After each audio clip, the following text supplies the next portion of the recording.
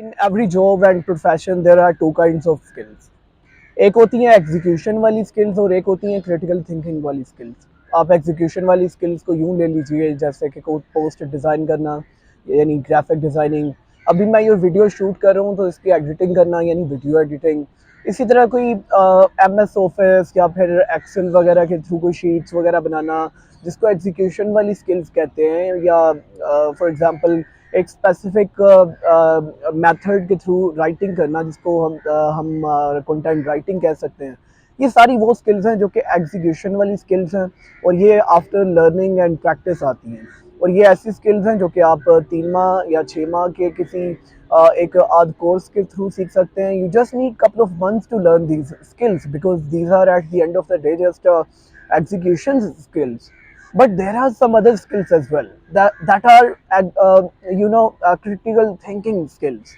और ये वो स्किल्स होती हैं जो कि आपको जस्ट इन 2 और 4 मंथ्स और 6 मंथ्स और इन एन ईयर इस तरह करके नहीं आती। इसके लिए आपको थोड़ा टाइम देना पड़ता है, इसके लिए थोड़ा आपको सोचना पड़ता है, इसके लिए थोड़ा आपको कोई डिस्कशंस करनी पड़ती हैं, कोई डिस्कोर्स जनरेट करना पड़ता है, कुछ पढ़ना पड़ता है, कुछ इन्वेस्टिगेट करना पड़ता है, रिसर्च करना पड़ता है। फिर चेन्स ऑफ इवेंट्स जिसको हम कहते हैं कि उसको मिलाना, आपको डिफरेंट जो नॉलेज के डायमेंशंस हैं उन सबको एक ही वे में आपस में मिला के चला के फिर कोई एक डिस्कोर्स जनरेट करके कोई कंक्लूजन ड्रॉ करना, ये सीखना पड़ता है। ये स्किल्स कुछ मंथ्स में नहीं आती, ये काफ़ी सालों के अरसे के बाद आपको एज ए इंडिविजुअल ग्रो करवा के फिर एक प्रोडक्ट बनवाती हैं।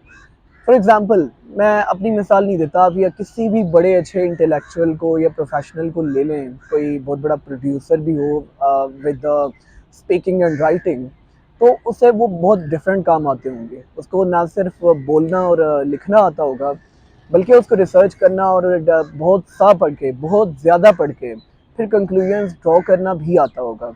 बट उसके साथ साथ उसको वीडियो एडिट करनी आती होगी, उसको ग्राफिक डिज़ाइनिंग आती होगी, कंटेंट राइटिंग आती होगी, उसको सोशल मीडिया और वेबसाइट्स के एल्गोरिदम्स के साथ खेलना, उसके सर्च इंजन ऑप्टिमाइजेशन के साथ खेलना और इन सारी चीज़ों को समझना, मार्केट इंटेलिजेंस को, ये सब आता होगा।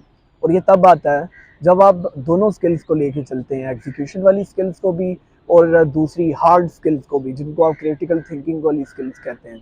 फॉर एग्जांपल, इन्फ्लेशन क्यों होती है, रिसेशंस क्यों होते हैं, मेल्स क्यों डोमिनेट करते आए हैं हिस्ट्री में फीमेल्स को, और इसी तरह सोसाइटीज़ जो हैं वो कैसे ग्रो करती हैं, प्रोग्रेस कैसे होती है, फिर प्रोग्रेस की कौन सी टाइप्स हैं, क्या सिर्फ मटेरियल वेल्थ को ग्रो करने को ही क्या प्रोग्रेस कहते हैं, या इसके साथ साथ कुछ और भी रिक्वायरमेंट्स हैं, जैसे कि कोई फ़िलोसफी या साइंस वगैरह जनरेट करना, कोई थियरीज़ पैदा करना और सोसाइटी का हर शोबे में बहुत आगे बढ़ना और हर चीज़ के अंदर इनोवेशन और इन्वेंशन लेके आना और उसके बाद एक सिविलाइजेशन को जन्म देना।